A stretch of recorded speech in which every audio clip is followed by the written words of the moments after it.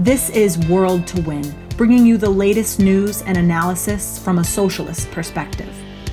Well, welcome back to our first episode of 2021. I have missed filming our show. I'm so glad to be back. So good to see you, Yara. I've missed you. How are your holidays? They were great. I've enjoyed them very much, and I'm enjoying even more the fact that we matched without even saying anything. I know, we're looking good. Well, we got to start the new year off right? Because I mean, whoever thought that 2020 and the craziness would just end on December 31st? I mean, I kind of did. I was hoping, but clearly it hasn't. We have a lot to talk about. But I do just want to plug last week. The reason we didn't have a show was because we did a huge rally where we had hundreds of people participate for the Kshama Solidarity campaign. So our city councilor in Seattle in the US, she's a socialist. She's under attack right now by a right-wing recall, which we will talk about later, but we had a huge rally and I encourage people to watch it. We had some great speakers. It was super interesting, but yeah, so here we are starting off 2021 and I'm excited for today's episode. I'm so excited. I missed you so much. I missed everyone here. I'm just so excited about this. I'm sorry if I slip on my words or anything because it's of the excitement. And obviously, always, make sure that you subscribe to our channel. Make sure that you like and comment. We want to hear what you've got to say about this because we have a really, really interesting episode today. So we're going to start talking about the situation in Britain right now. And then we're going to talk a little bit more about what Toya has mentioned about the Kshama Solidarity campaign. And then we're going to talk about the US. I want to start talking about Britain. Last year we discussed the approval and the rollout of vaccines, which, like Toya said, made us feel like 2021 is going to be very, very different. In the West, it looked like the light at the end of the tunnel. It's what we've been looking for. It's what we've been waiting for. But now the vaccines are rolled out. And a lot of countries in the West, people are getting vaccinated, even had both the doses. But still, COVID is out of control. And still we're seeing major rises in deaths and also in contracting the disease. Obviously, we're seeing the new variation of the virus. And that's going on especially in the US and Europe, which are the main countries that are getting vaccinated. And we're seeing in many countries, we're seeing third waves that are the biggest yet. So it's kind of frightening. And we see even in countries that looked like they are going to get over this much quicker, like China and Japan, we're still seeing new lockdowns. And I think Britain, where I live, is at the epicenter of a third wave. We have more cases, more deaths, more hospital admissions than even the first wave, the worst one so far. And the government implemented a new lockdown at the beginning of January, which has been covered in the international media massively, completely locked, the country is completely locked. But the reasons why haven't been really reported accurately.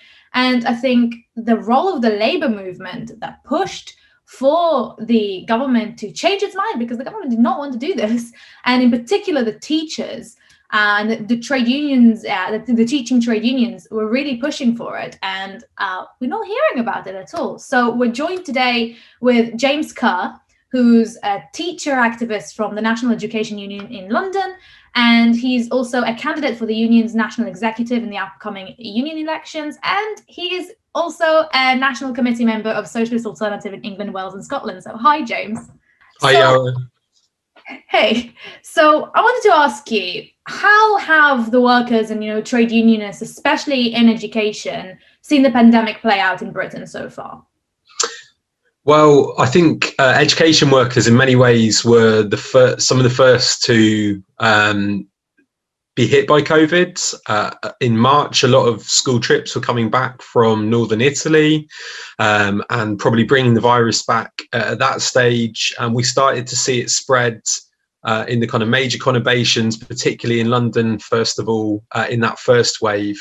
And we started to see more and more groups of educators having to self-isolate because of underlying health conditions, but also because they started to contract the virus.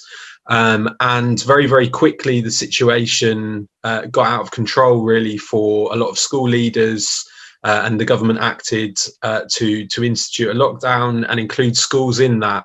And so schools went online for a whole period of the spring and summer term.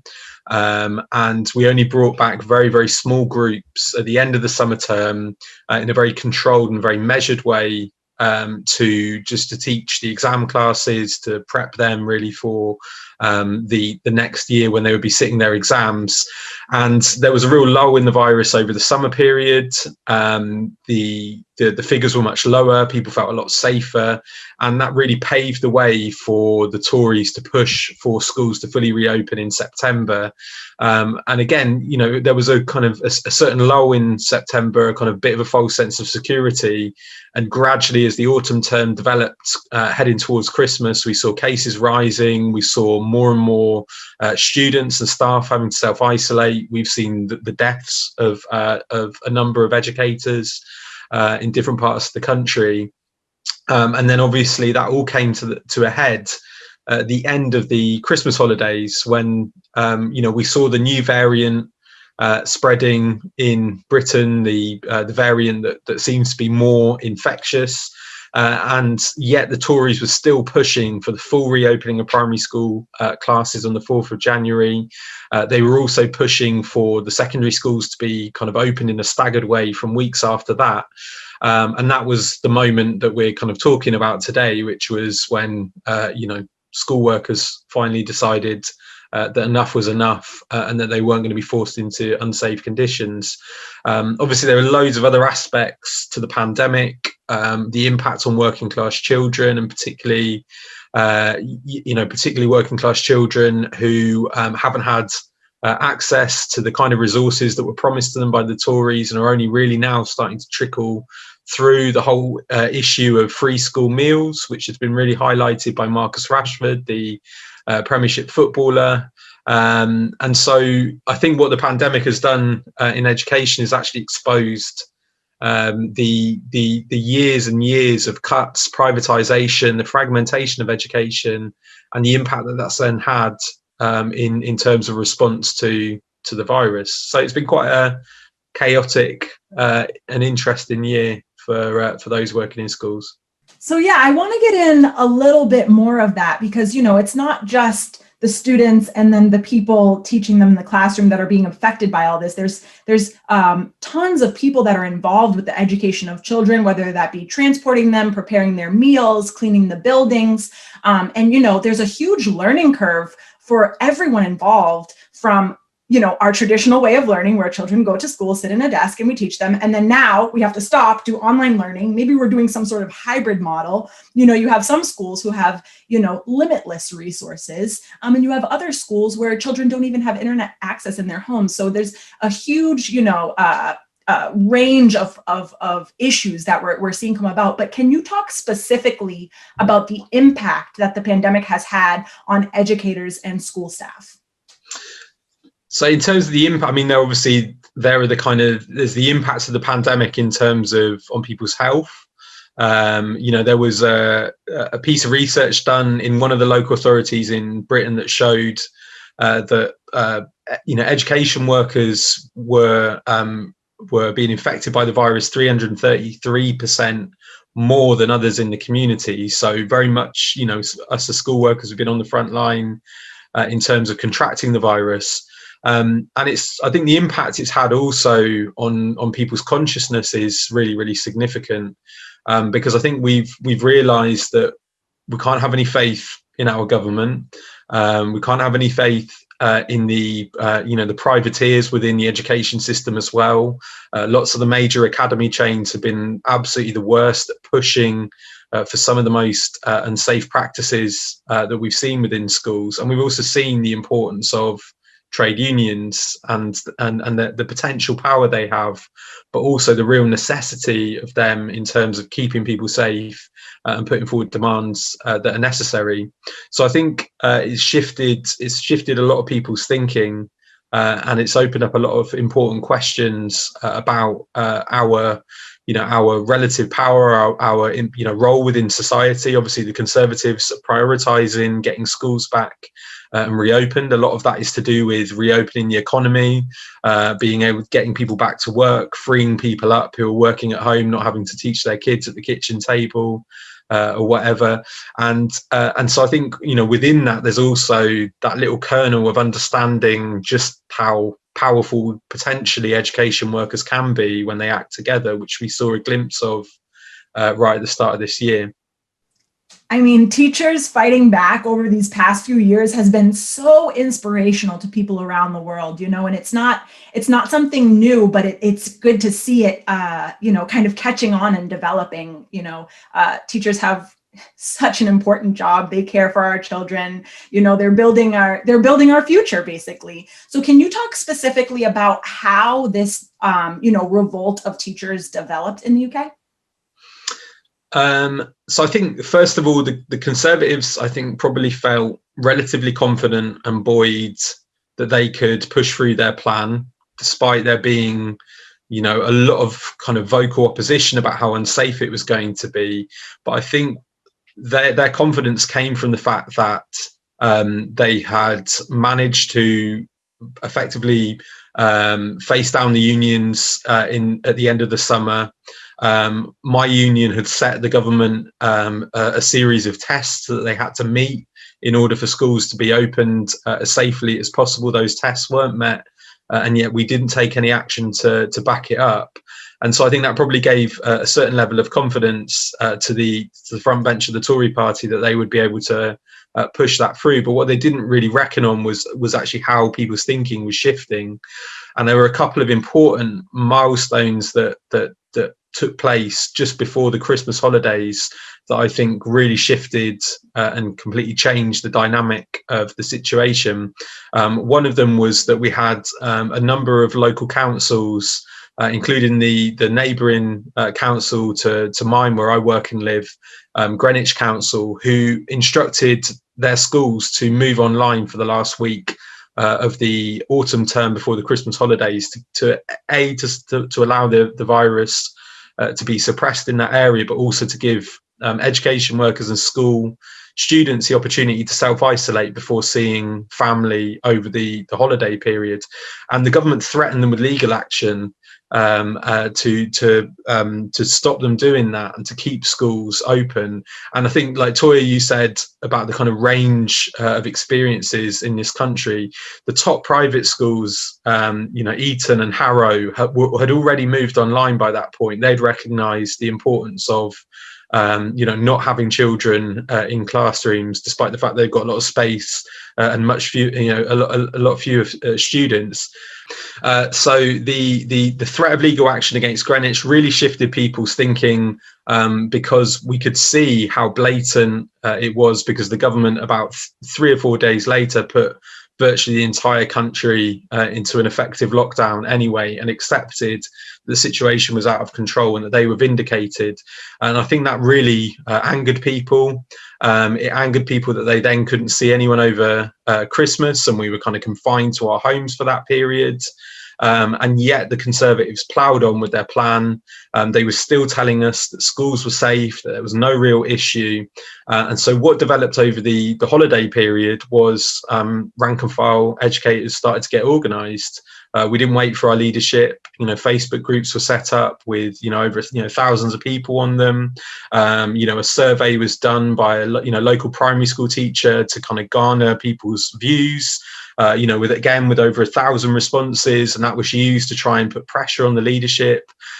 We saw a meeting organised by local branches of the NEU that started to discuss health and safety law and how Section 44 of the Employment Rights Act could be used as a method for refusing to return to an unsafe workplace. And then that really acted as a lever on the leadership of the NEU, which is the biggest education union, and Unison, which is another really big public sector union, and it pushed them to take action and to start to issue guidance that people could use to refuse to return to unsafe workplaces. And the NEU had a Facebook call with over 400,000 people watching it. which I think shows the kind of scale and the potential power of the labour movement when it acts and it uses its resources. So that was the key, was really that shift in consciousness led to rank and file action, and that forced the official Labour movement to act and to push the Tories back. And they realised that their plans by that point were in tatters. They were going to be embarrassed if they tried to push ahead, and they included schools within the lockdown because they knew that education workers were submitting letters to say that they weren't returning to unsafe workplaces. Yeah, I think it's really amazing. It's also been really amazing to see not just the change of consciousness that you're describing, but also the way that people have started organizing. And I think this was massive, not just for teachers. It wasn't even just massive for people with children. I think we've seen this all around because people are recognizing the fact that the schools are a major point of infection, and the government just ignoring the official advice has been kind of enraging for everyone. And I think, like you said, the victories of this organization really show the way forward. And that is exactly what I want to ask you about. So obviously this won a major victory, but what can the trade union movement do further? What is the way that the movement, both the teachers unions, but generally the trade union and labor movement, what can they do to win more victories in this pandemic against a government that clearly doesn't care about just ordinary people? Well, I think the first thing to say is this is not over. And I think there was obviously the action taken by school workers pushed the government back and had a huge impact. But, we know the Conservative government, they're not going to lie down. They're not going to just accept the unions, delivering that kind of blow. What they're doing is they're trying a new tactic. They're trying a kind of salami slice tactic. So after the action that was taken, they issued new guidance saying to schools, there is no limit of children that you can have in who are considered vulnerable or children of key workers. So they were effectively saying to schools, we've included schools in the lockdown, but if you want to kind of carry on business as usual, there are ways for you to be able to do this. There's also the pressure on school workers on the ground in terms of kind of remote learning, and the impact on workload and health as a result of, some of the really intensive regimes that have been rolled out in terms of remote learning. So I think the key now is we need to be led by clear demands, because the Section 44 strategy was great at stopping that unsafe return, but that's what it did. It didn't win kind of a more far-reaching agreement with the government that would encompass all those different things that we've talked about that are needed as part of a program for education. And kind of a new national education service is something that's been raised in the past. This is a perfect opportunity for us to show the real weaknesses of privatization and marketization, and to use that momentum and that space that's created by winning that victory to push forward and win on other demands. And particularly the most immediate thing is workload. When you're sat at a computer for 5-6 hours a day trying to replicate what you would normally do in person in a class, that has a huge impact on people's health, their mental health, physical health, and also the students as well. So we need to use this moment of pushing them back to actually recognise that we have momentum, that it's actually given people a bit more confidence, it's raised their sights beyond the kind of drudgery to take things forward. But I think also in terms of the rest of the labour movement, it shows actually that fighting on safety, of making that demand, that really basic demand. We don't live in the Victorian era anymore. You should be able to go to your workplace and know that you're going to come home alive, and that kind of moral case in some ways has been shown and vindicated by the action of education workers who put safety at the heart of that campaign, and that needs to be taken up now and generalized across the trade union movement, and clear demands raised on employers of what we should expect for COVID safe working. and that includes things like full sick pay for people, you know, and also to not be penalised for, you know, looking after their children at this current moment of time. You know, you've got parents around the country choosing, do they go to work in potentially an unsafe environment, travelling on the tube or the train and mixing with other people, or do they stay home and look after their kids and self-educate them? So, you know, we've seen a real huge divide, of huge polarization in British society, kind of us and them. While big business and the rich have been able to self-isolate, work from home in the main in a lot of their jobs, what we've seen for the majority, for the working class in particular, is that they've been the ones who've borne the brunt of this.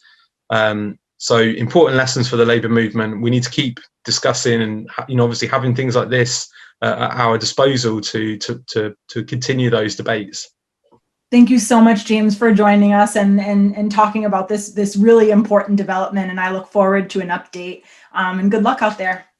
So for our next discussion, we're going to be talking about the Kshama Solidarity campaign, which I mentioned a little bit earlier. We're lucky enough to have Maddie here with us, who is in Seattle on the ground, or behind a computer, because we're virtual, of course. But yeah, to talk about a little bit what's going on. It's really important, even though this is happening specifically in Seattle, it's something that, you know, is going to set precedent across the board for our elected officials, especially left-wing elected officials. So I want to welcome Maddie. And Maddie, can you just, you know, for our viewers, kind of give us an overview of what's happening right now? So what you said is really spot on. You know, what's happening here in Seattle with the recall against Kshama is within the context of wider attacks on the left everywhere. You know, we have the right wing of the Labour Party staging an attack on Jeremy Corbyn with totally baseless charges, anti-Semitism, just absolutely ridiculous. And then, you know, back here in the US, you know, we have the full mobilization of the Democratic Party establishment, you know, lining up right there behind Joe Biden to cut across Bernie's popularity.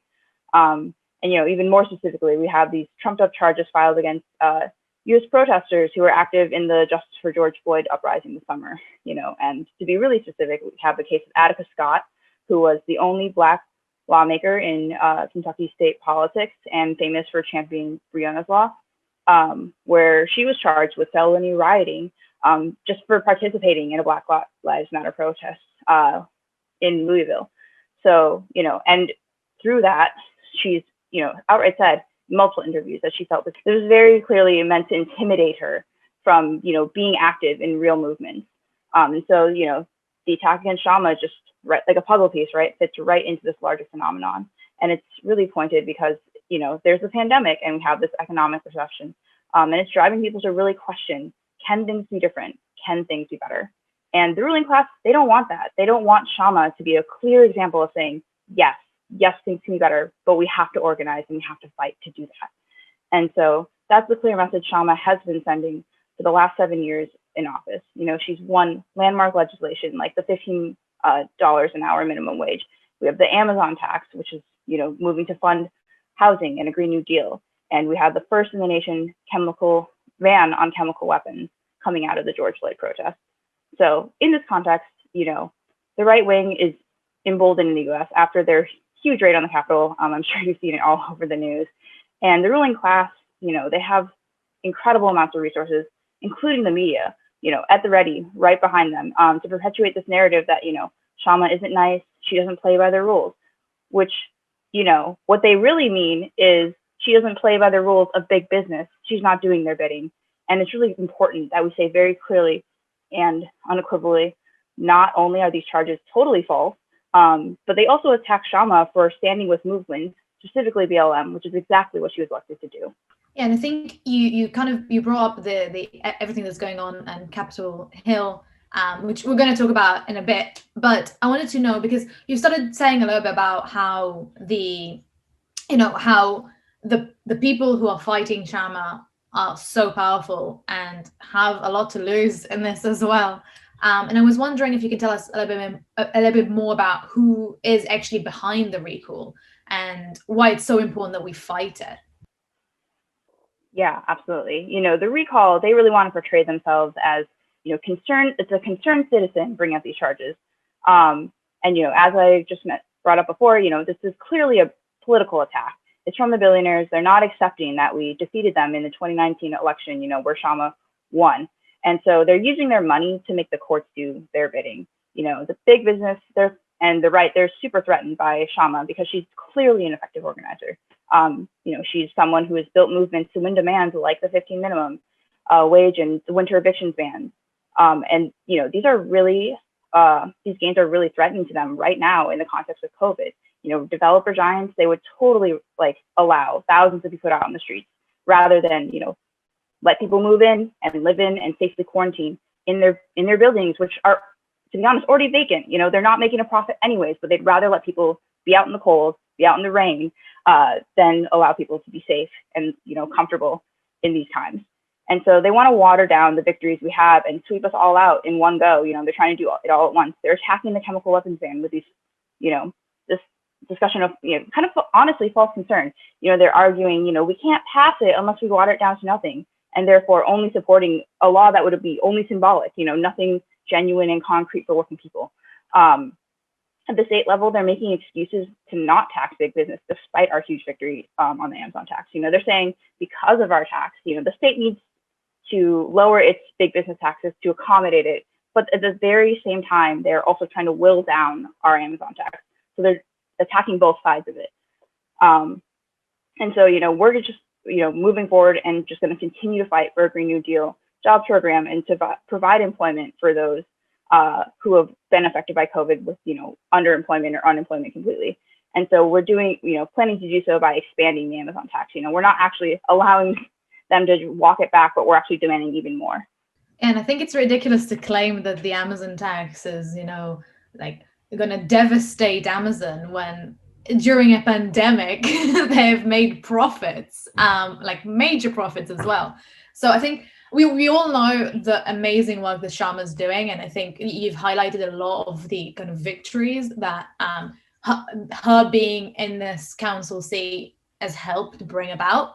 But I was wondering, do you think it's why are we fighting it so hard? Why is it so important that Kshama stays in the city council? Obviously, we always in Socialist Alternative highlight why, how the working class are the people who are going to make change. We're always talking about how the movements and the protests are what's going to change. So why is the seat in the city council so important for the working class?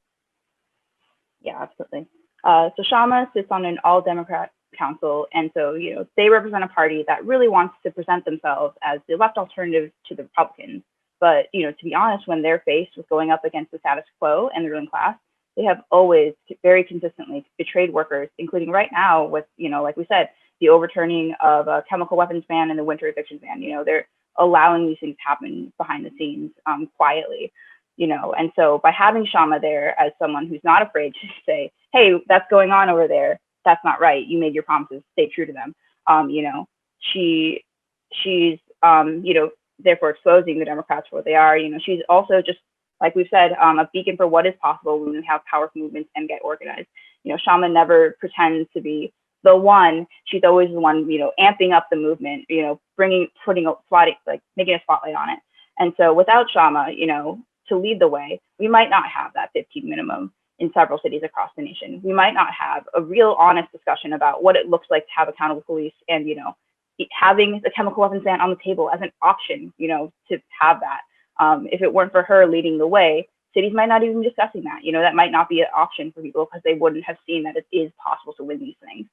And so, yeah, with her on the office, we're very, very concretely able to point to it and say, hey, this is possible. If they can do it there, why can't we do it here? And so the stakes are super high right now. The left needs bold leaders to fight against, the coming austerity, the austerity that's already out there on the table. We got to fight for a public jobs program. We need to fight COVID for COVID relief, paid by taxing big business, not putting on the backs of working people. And Kshama's, proven that she's willing to use her office to be an organizing beacon. And if we allow the right wing to be successful in getting rid of her, they won't be satisfied. They won't stop there. They'll just be emboldened to move on and just attack, progressive and left leaders everywhere. Thanks, Maddie. This has been super helpful in really understanding what is going on and the importance. But I gotta ask, what is taking so long? It's like we've known that this attack has been coming, and we've been preparing for it, but what is the holdup? When will we know if the Supreme Court is going to allow the recall to take place? And also, can you talk a little bit about the specifics that specific steps that Socialist Alternative is taking in preparation for them to allow the recall? Yeah, absolutely. You know, the Supreme Court was due to actually give their statement last week. And, you know, some people might say, oh, like they're not doing anything. Is that a good thing? Is that a bad thing? And so just want to be very clear on this. You know, these delays signal that they're super likely to be putting in overtime to justify allowing the recall to move forward. You know, if they were going to throw it out, they would have just done it. They would say, yeah, we're not doing this, you know, cut and dry. We don't want to be asked about this. But, you know, we're totally prepared for them to rule against us because we have no confidence in the courts. You know, they have a long track record of abandoning the left, the oppressed, and workers, all in the name of capitalism and its profits. For example, slavery, Jim Crow, the genocide, and the theft of native lands, they were all sanctioned by the state. And, you know, in more recent history, you know, because some people will say, oh, that was a long time ago, people have changed. You know, recently, civil rights era, you know, we had people who marched and demanded Black liberation, and they were jailed and attacked. Meanwhile, at the exact same time, the KKK and killer cops, they're not threatened at all. So we have absolutely no faith in the courts to deliver justice. Instead, they're probably going to, as they always have, act to serve the wealthy elites. And so in preparation for this decision, you know, we've actively been building a Decline to Fine campaign. And, you know, it's really exciting. We already have 800 people in the district who have pledged to not sign that recall petition. But, you know, we obviously have a lot more work to do because when the court does rule, we'll be faced with, you know, new challenges. Recall will start spending all the money that they already have in the bank while also gaining huge donations from the billionaire donors. You know, this ruling will be a green light for the billionaires and the right wing to start throwing everything they have behind this recall. And, you know, additionally, the recall, you know, with the allowing of this recall, you know, people, voters, they'll view this as a confirmation of the like veracity of the charges, but want to be like very clear, they're not. Washington state recall law does not at all require the charges to be found true. They're just saying, oh yeah, we're allowing this to move forward. Nothing about whether or not Kshama's guilty, nothing about, you know, yeah, if they're true. And so Kshama won't have an opportunity to defend herself. And so people will see this as, oh, I guess it's true. I guess, you know, she did all these bad things. Let's just, you know, assume that. And so it's really unfortunate that Washington law is as undemocratic as it is. That's interesting what you say about how Kshama won't have the opportunity to defend herself. You know, like that's one thing that people hold onto when it comes to the courts, like innocent until proven guilty, but these are trumped up charges. These are lies. These are, you know, people's opinions maybe, and she doesn't get a chance to really explain why this isn't the case. And so, you know, you mentioned the Decline to Sign campaign that's happening, which is great for people who live in Kshama's district, but this is World to Win, of course. And so we have viewers all over the entire globe. So what is it that people can do, if anything, to help defend Kshama Sawant's seat as the only socialist elected in the city council? Yeah, you know, as a campaign that based itself in the grassroots, we were tabling and door knocking, you know, talking directly with these three voters, you know, about the recall. A lot of folks weren't aware of it, or they were very much in the boat of going, oh, we just elected her. Don't worry about it. I don't have to think about this. You know, this recall is gonna get thrown out. You know, the courts, they're trusting the courts to say, something's gonna happen. But you know, and obviously that's not true. We have to really fight against these narratives. But unfortunately, with the current spike in cases of COVID, you know, we've had to go completely remote, grassroots from your computer, as we're doing right now. But, you know, this means we had to pivot to, you know, socially distanced, safe postering and phone banking and other remote options to build this campaign. And so we need to get organized now if we're going to defeat this right-wing recall. You know, we can't just lie on our backs and let it happen. And so, you know, viewers at home, you know, here, I'll start listing off how you can actually contribute to the fight. So if you live in the US, anywhere in the US, you know, I'd really appeal that you donate to the campaign. It really just helps us to build. You know, we might not be able to outspend Bezos, obviously, with all the, I guess now the second wealthiest man on the planet. But he's just made record profits this year through COVID. But by showing how much broad support we have behind us, we can actually galvanize Seattle voters by saying, look, people in Wisconsin, people in Boston, they're inspired by Kshama and the way she is led. Don't allow her to be defeated. They're inspired by her, deliver justice, I guess, by fighting the recall. And so it helps us actually be more bold when talking to voters here to say, hey, people everywhere across the nation are really interested in what's going on here. Number two, I'll say follow our social media. As I mentioned before, we're totally remote. So actually social media buzz is actually like more important than ever. A lot of people think, oh, it's just a post, like it doesn't matter. But right now, because we're all on our computers anyways, it's actually really important that we get like more likes, we get comments, we get people reposting and discussing what's going on here. Viewers should also totally volunteer with the campaign. Growing remote, as unfortunate as it has been to not be able to talk face-to-face with voters, it does have certain advantages. We actually host online phone bank shifts every week. And we're actually launching our social media shifts starting tomorrow. So hopefully I'll see some people there. I'd ask viewers to go to the link you see on screen and sign up for a shift right now. Yeah, we host them throughout the week. So whatever fits with your schedule, we probably can accommodate it. And so our campaign is built from a small dedicated team, but we're not going to win alone. We need the support of everyone here today if we're going to win. So we already have the support of several unions and orgs like, this might not be relevant to everyone viewing, but Seattle Education Associations, UAW, community organizers, we have tenants who fought alongside Kshama to fight against rent hikes and displacement. We've got DSA electeds from across the country. They've got our backs, which leads to my very last ask. No matter where you live, pester your union leaders and other elected progressives and other community leaders to stand with Kshama. Internationally, we've already gotten support from Seatlle community council members in Brazil. We've got Mick Berry, a socialist MP in Ireland. We've got Jean Swanson, who's a city councilor in Vancouver, California. So obviously, Kshama's impact is beyond Seattle, beyond Washington State. And so don't think that just because you live in the middle of nowhere, Iowa, you can't, call on your local mayor to go, oh my gosh, what Kshama's doing is amazing. We totally want your support. And so, Kshama is a clear example of what is possible when we have bold leaders who unapologetically fight for working people. And so what we need now is more representatives like Kshama, not fewer. So I ask people to join us to defend the most consistent progressive force in Seattle, whose victories have led the way for gains far beyond her own city. Thank you so much. Thank you so much, Maddie, for joining us here today. It's been, a great conversation and an important conversation. And good luck out there. And we look forward to hearing from you again.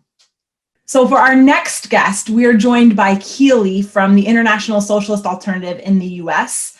She's based in New York, and she's written a lot about these events and is playing an important role in organizing rallies and meetings in order to discuss the type of movement that we need to fight to the far right. I mean, 2021, we thought was going to be way different than 2020, but as we've seen, especially in the US last week, the world was absolutely shocked by what happened in Washington, D.C., with the far right storming the Capitol, Trump supporting, holding all of these flags, breaking windows, breaking into buildings.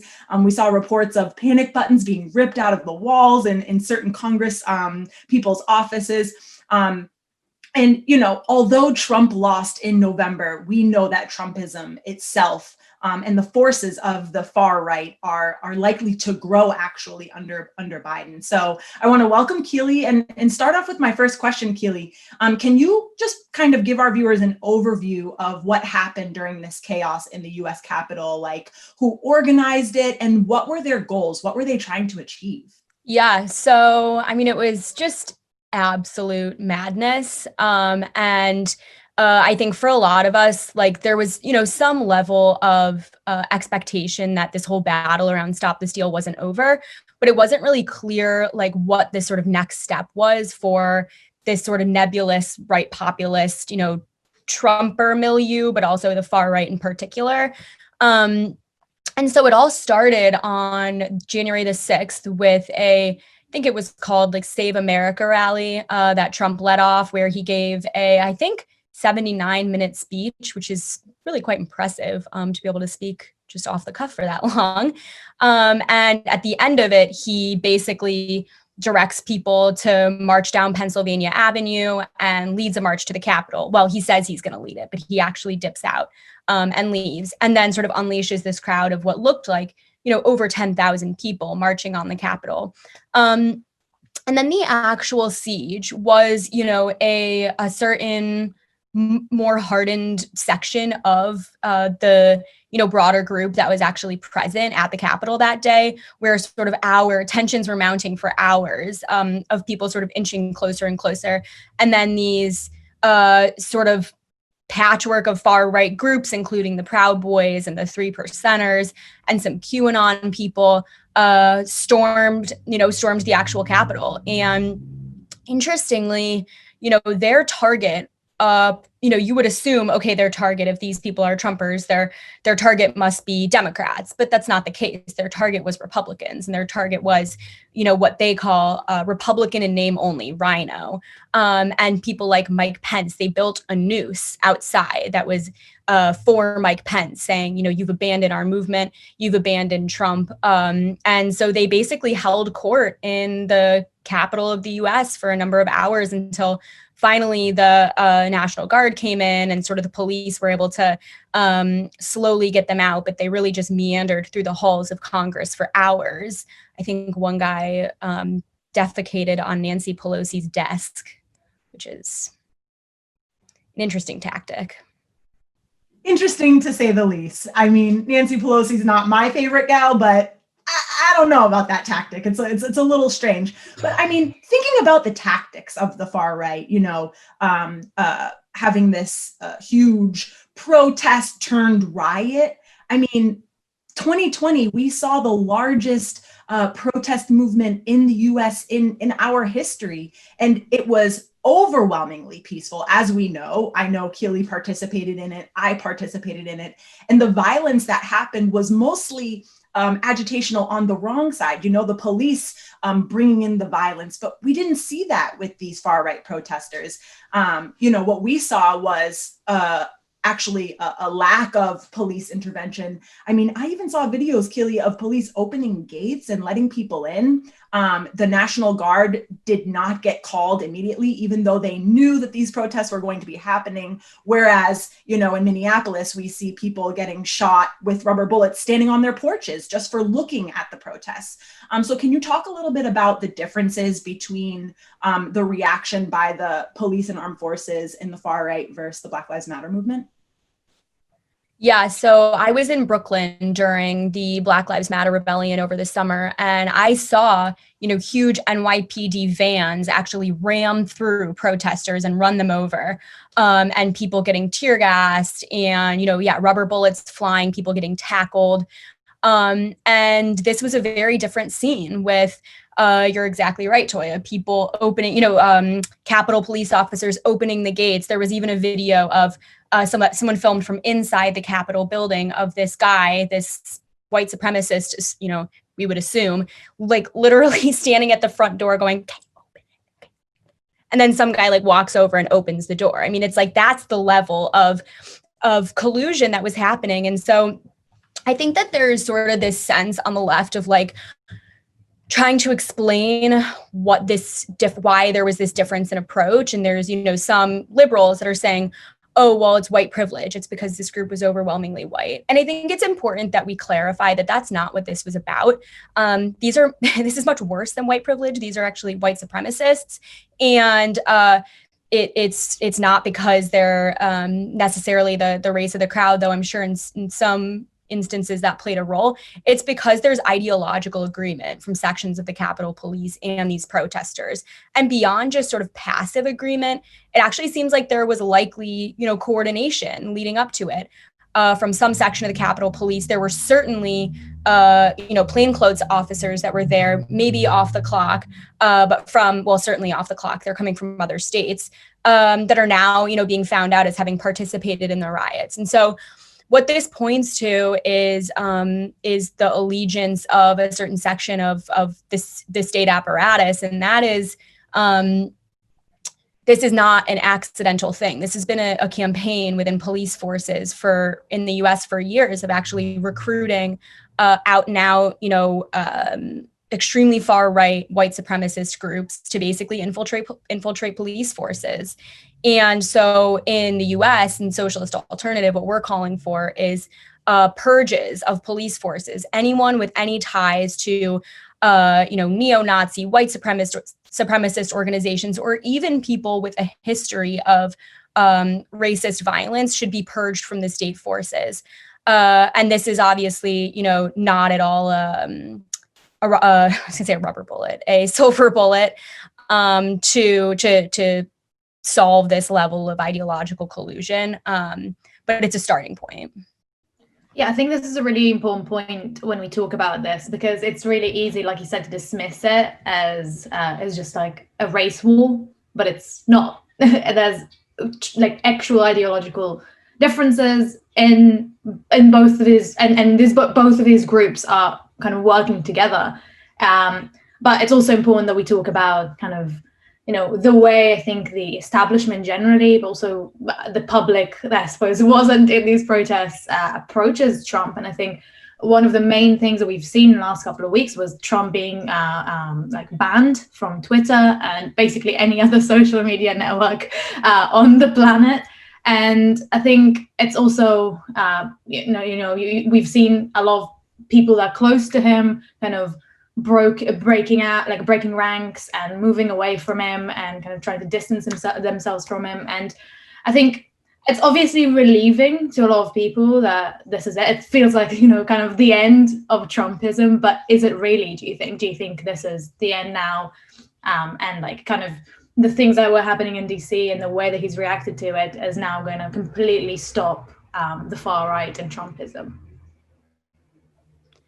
It would be really convenient if that was how the far right was defeated, if all it took was, the click of a couple of buttons. And unfortunately, that's not at all the case.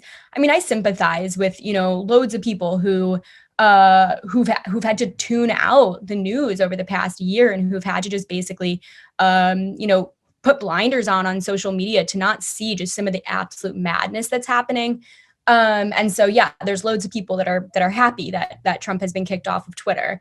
But I think it's really important that we're crystal clear about what direction this points in for big tech to basically have the ability, they have essentially a monopoly on like casual communication for people, and to have a monopoly over, who is or who isn't able to be heard. And that today it's Trump, but Socialist Alternative in New York City also had our account banned when we were criticizing New York City landlords. And we need to be crystal clear that this is not limited to fighting the far right. They're going to use these exact same tools against the left.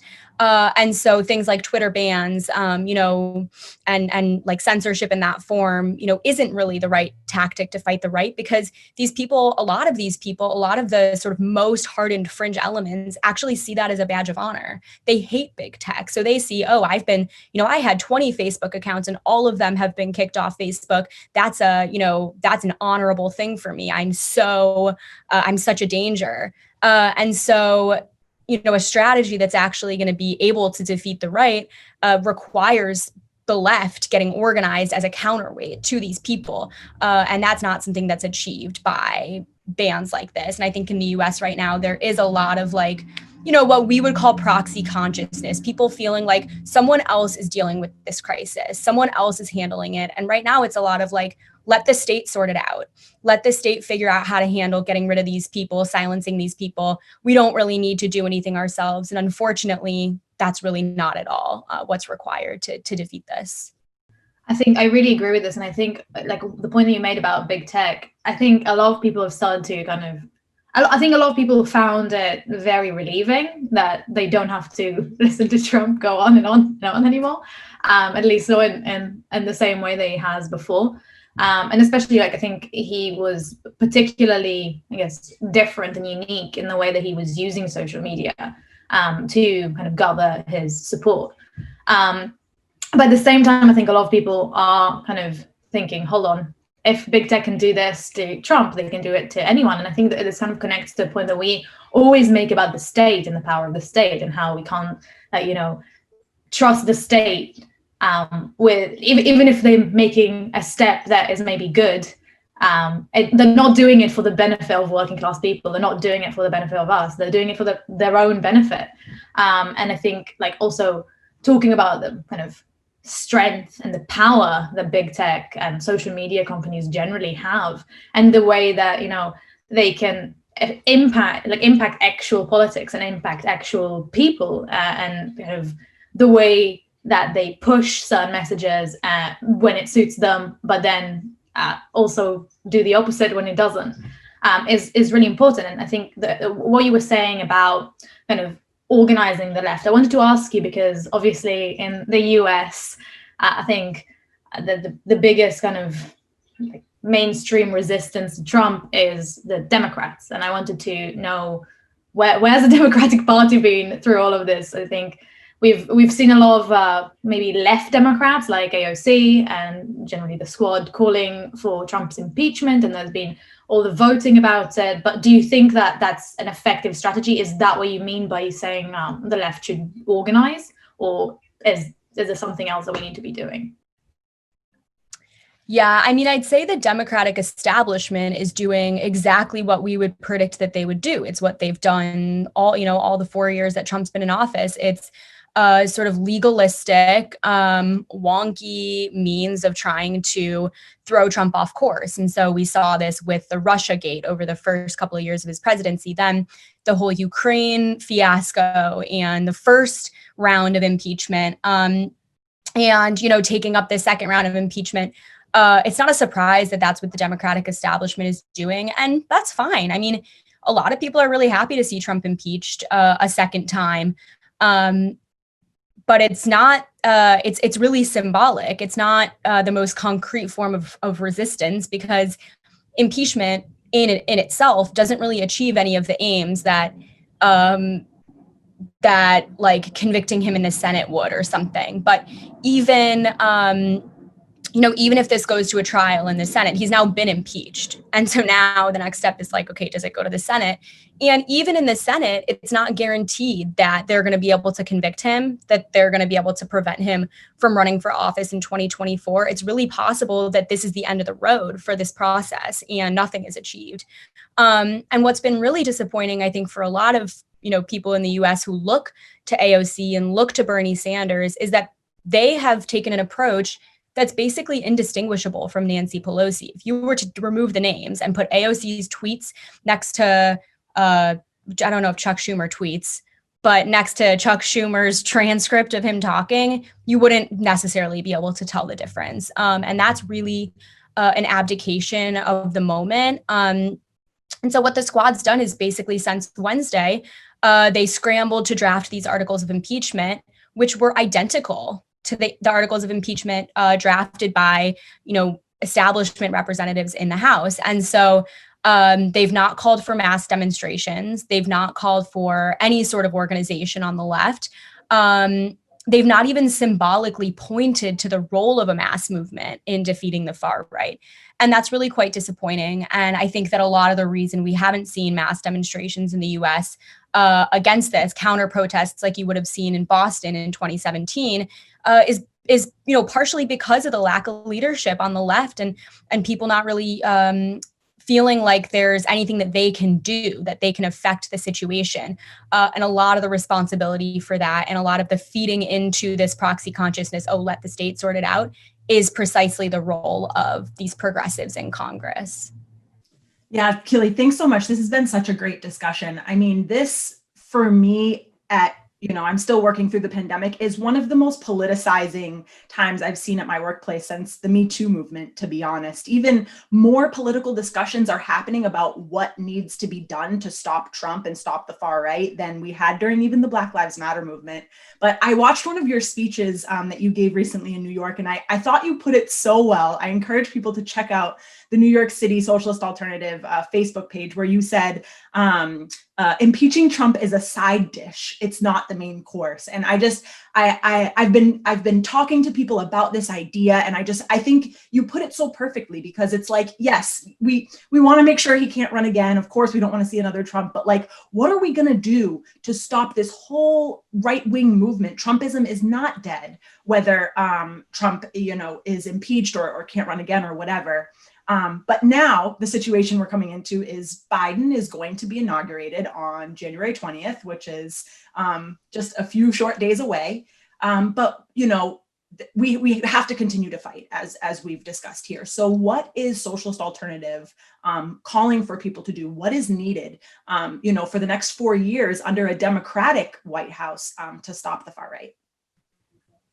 Yeah, I mean, I think we can take the story in two parts a little bit. We've got the next week before inauguration, where the far right is planning an escalation. I mean, of course, they have such conflicting outlooks on how to achieve change. There's some elements of the far right that think they can still stop Biden's inauguration. They can still win another 4 years of Trump.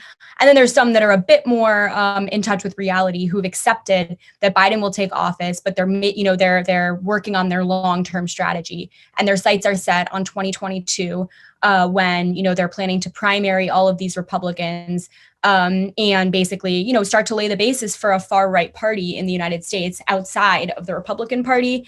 And that same level of organization is needed on the left. I mean, that same level and far more is needed on the left. And that's, that we're not necessarily seeing that at this stage. And so in the next week, Socialist Alternative is calling for demonstrations against, if the far right continues this assault, for continued demonstrations to shut them down. But that we can't stop there, because the only thing that can undercut the right is a left-wing program that can unite the widest possible section of the working class. And so we're, pointing to the role of AOC in the squad, and also big organizations like the Democratic Socialists of America in building that pole of attraction for working class people, some sort of an organization or some sort of a struggle that fights for Medicare for all, for, it looks like we're going to get the $2,000 stimulus checks. We can't stop there. We need rent cancellation. It looks like, Biden's planning to create whatever, a $15 an hour minimum wage. Okay, so what's our next demand based on that? How do we build off of that? And that's, so what we're calling for is a continued struggle for desperately needed relief for working people over the next 2 years. The Democrats don't have an excuse anymore. There's no Republican boogeyman that they can point to say, well, look, Mitch McConnell is holding us up and there's nothing we can do. The floor is theirs to do what they need to do. And so a huge amount of pressure is going to have to be brought to bear on them to actually follow through with these promises. They are diametrically opposed to Medicare for all in the middle of a public health crisis. And unfortunately, with the whole force the vote debate on the left, the squad is too afraid to force issues onto the table right now. And so part of the role of the left also is to make sure that our representatives in the halls of power are doing their due diligence to force things onto the table, to have open conflict with the establishment in winning a very robust set of reforms that working people, desperately need in the next year, but far beyond that as well. Thank you so much, Keely. I think this is really, really important, like a really important call to action for people in the US, but also generally around the world, because these issues are not exclusively US issues. Obviously, Trump's defeat has made huge impact on everyone around the world, and I think like him winning made a huge impact on the far right movement around the world. Him losing is also having a huge impact on that too. So we have to organize, and that is what we're doing here. I want to encourage everyone who's listening to, especially in the US, but not only, to contact your local International Socialist Alternative branch and join us in this fight on the street. Because that is what we're trying to do. So thank you so much, Keely. This was so interesting to hear, and I'm sure we'll have you back on the show as soon as possible, because this is going to be an interesting year. And yeah, speaking of our international organization, speaking of how important it is to organize, the shout out of the week this week is going to be to all of our members all around the world in over 30 countries on every continent. We have members. We want you to join us. So we want to remind our current members that we have our virtual Masters University in a couple of weeks' time. It starts on the 29th of January and it's going to end on the 31st. So 3 days on a weekend. And if you didn't come to our summer VMU, summer virtual Masters University, just want to remind you how great it was. We had so many discussions in so many different times with like such a huge portion of our members taking part in organizing it and giving lead-offs and giving replies and participating. We had 1,500 people at the event, and we're hoping that this one is going to be just as successful. Obviously, it's slightly shorter. It's not a week like the previous one, which we're hoping is going to give you maybe a little bit more of an incentive to come to every single session if you can. But yeah, I think it's really important that everyone goes. It's going to be super interesting. I am really looking forward to the session on multimedia and our ISA multimedia and Well to Win. That is going to be super interesting, and I hope to see you there. But any session that you're interested in, please come and register as soon as possible. We're running out of time because it is only 2 weeks away. So I want to thank everyone for being here, for watching, for talking to us about the situations in their countries. And I want to also give a little bit of shout out to everyone who's not a member of Socialist Alternative and is thinking, wow, virtual Masters University sounds amazing. You might not be able to come to this one, but we are going to have other events, and we obviously are working really hard to fight against this horrible system that's making us all be in such bad situations all the time. And I want you to join us. Obviously, subscribe to our channel, that is a given, but join us, work with us, and let's defeat the system. Let's bring about socialism. And hope to see everyone next week and then at the VMU. Bye-bye. This is World to Win. Every Sunday, we broadcast with speakers from across the globe, bringing you the latest news and analysis on the fast-moving global events from a socialist perspective. Subscribe to the International Socialist Alternatives YouTube page and click the bell to get notified when we go live for a new episode. Like us on Facebook and follow us on Instagram because there's a lot to do and we have a world to win. When we fight! When we fight! When we fight! Solidarity!